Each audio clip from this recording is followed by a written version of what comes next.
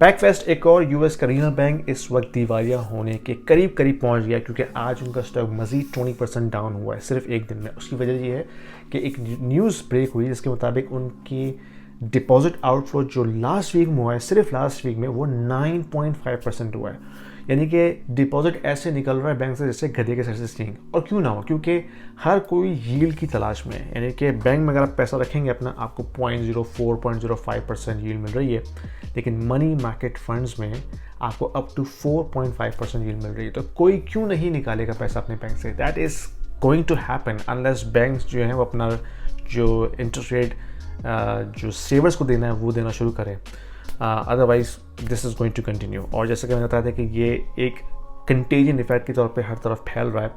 And Jamie डायमन साहब कह रहे हैं कि यार ये जो बैंक्स को शॉर्ट कर रहे हैं ना, जो स्पेकुलेटर्स, उनको पकड़ना है यार। ये जो है वो बैंक हो जानी चाहिए, क्योंकि इनकी वजह से बैंक का स्टॉक जो है वो गिर रहा है।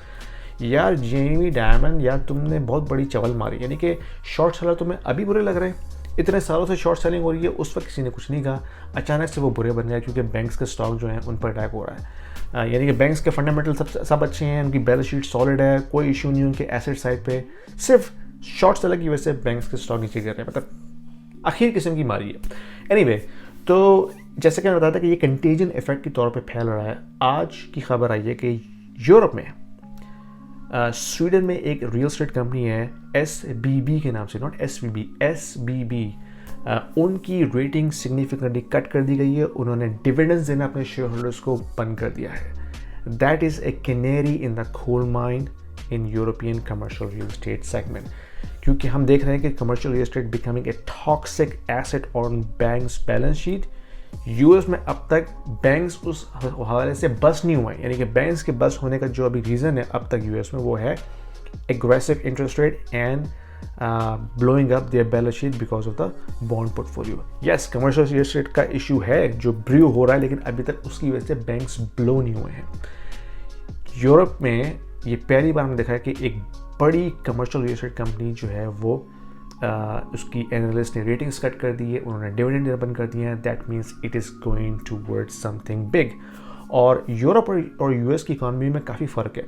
यूएस की इकॉनमी जो है वो हैवीली बैंक्स डिपेंडेंट नहीं है, क्योंकि उनकी जो बोरोइंग होती है ना वो नॉन बैंकिंग सेक्टर से भी होती है। प्राइवेट बोरोइंग होती है, फिर वो बॉन्ड्स इशू करते हैं, वहाँ से पब्लिक से बोरोइंग करते हैं। तो they have not a huge dependency on the banking system. Europe में ऐसा नहीं है। यूरोप में जो इंटायर इकॉनमी है वो बैंकिंग सिस्टम पर डिपेंड करती है, क्योंकि बैंक्स ही जो हैं वो लेंडिंग करते हैं कमर्शियल, रेजिडेंशियल, इंडस्ट्रियल और स्मॉल मीडियम बिजनेसेस में। तो अगर बैंकिंग क्राइसिस यूरोप में आएगा, that is going to have much bigger impact in Europe compare to US. तो अब यूरोप में हमने देखा है कि देखना होगा कि किस तरह से ये बैंकिंग क्राइसिस कंटेजियन के तौर पर फैलता है।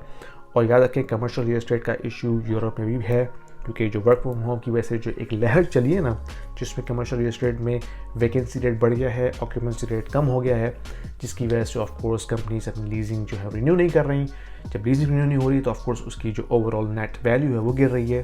तो जब नेट वैल्यू गिरती है तो नेट ऑपरेटिंग इनकम कम हो जाती है, कैप रेट जो है वो रिड्यूस हो जाता है, जिसकी वजह से जो दोबारा बोरिंग रोल ओवर होनी है, रीफाइनेंसिंग होनी है, वो नहीं होगी। अगर होगी भी तो बहुत हाई रेट पे होगी। That is going to kill the entire commercial real estate business model. तो ये एक canary in the coal mine है जो कि SBB का इशू सामने आया है स्वीडन में। That is going to I think further deteriorate the European banking crisis.